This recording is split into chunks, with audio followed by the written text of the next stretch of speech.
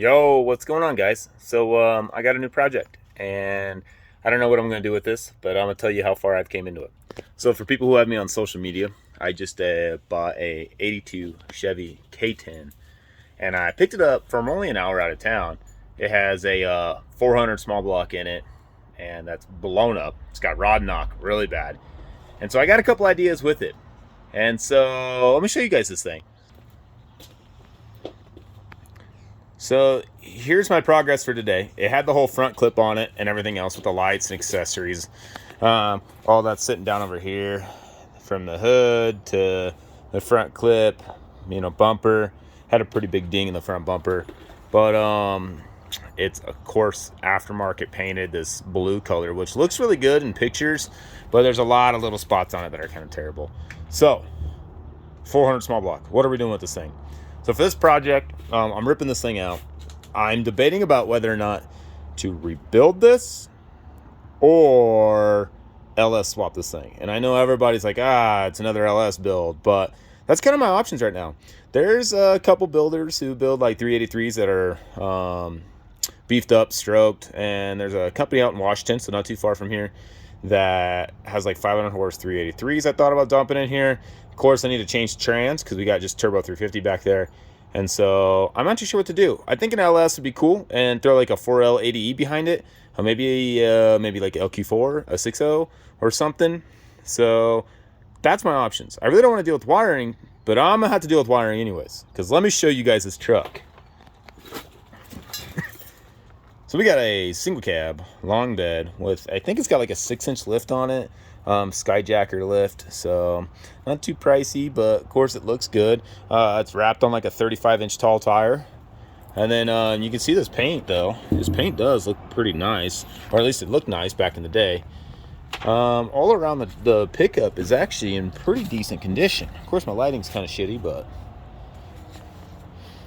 the reason why I picked it up is I've never done a Chevy build of almost anything. I mean, I think I've only owned a couple Chevys ever, and so I'm deciding I think this one's gonna be a fun one.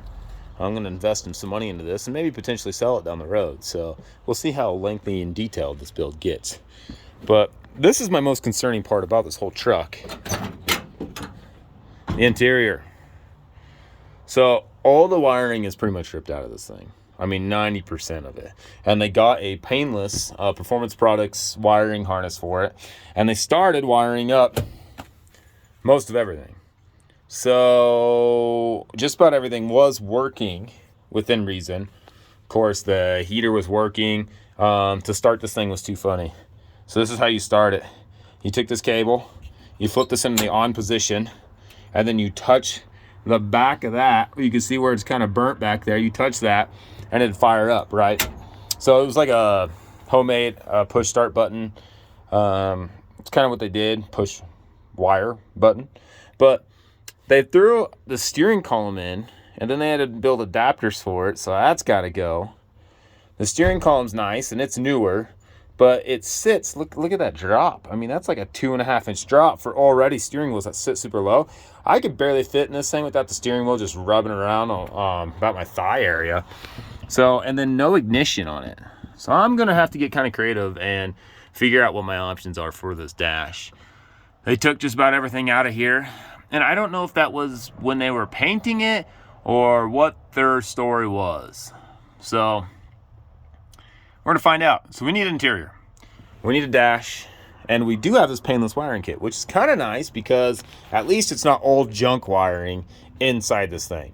We have new wiring to work with. That's halfway reasonable. And, it's nice about painless is, of course, I grabbed one that doesn't say it, but almost all their wires are marked of what wire goes where. When they mean painless, they virtually mean painless. So I like the kit, happy about that. We have a lot of little stuff to do, like from here, from the attachments to getting off the tape and figure out our little wings, working on there. Of course, door panels. And then dings and dents. I'd like to see this thing with a full interior. And here's one of my options I'm thinking about. I'm thinking a newer Chevy dash in this thing would be pretty rad.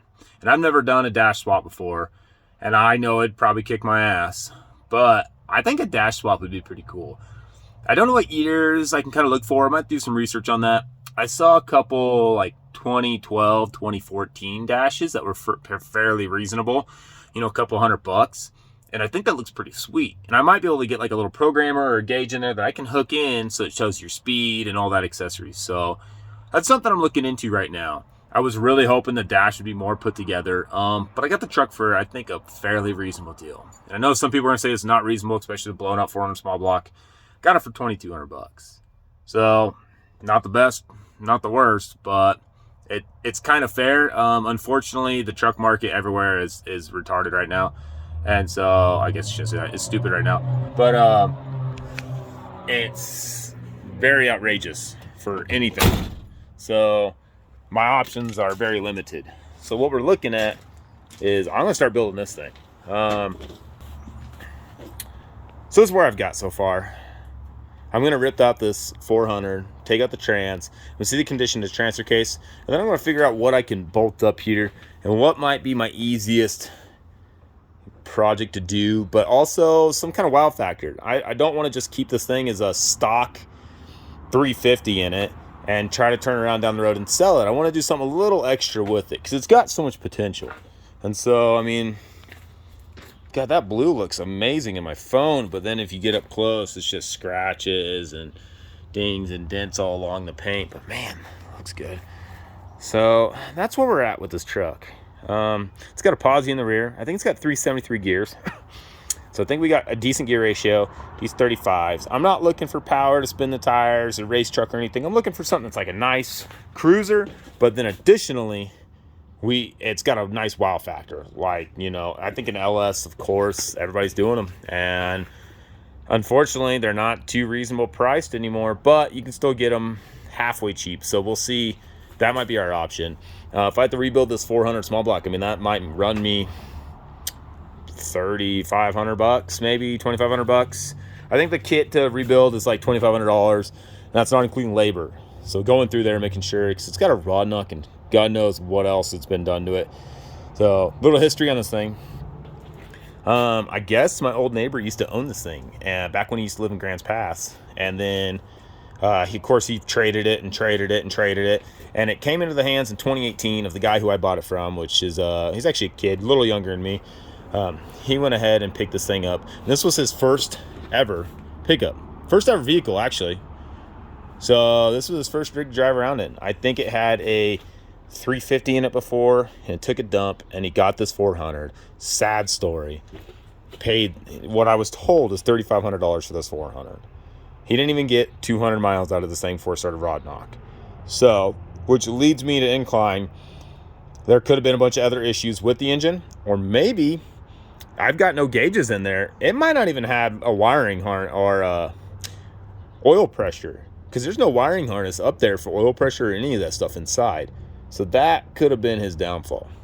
So now that I showed you guys this truck, I'm gonna try to update you guys all the time, show you kind of what I'm thoughts and thinking about doing for this thing. So I've got a decent little budget for this. I don't want to spend a bunch of money, but I've never done an engine swap like this. I've never worked on Chevys, even though everybody and their brother has. So they should be fairly simple. But I want to see this thing painted. I want to see a different engine in it. Tinted windows, interior looking nice. I want this thing like a $20,000 pickup, if we can make it there. Who knows? I might change my mind and just decide, let's scrap this idea. Let's get rid of this truck. But for right now, I think that's our best bet. So stay tuned. This is day one progress of working on this. So thanks for watching.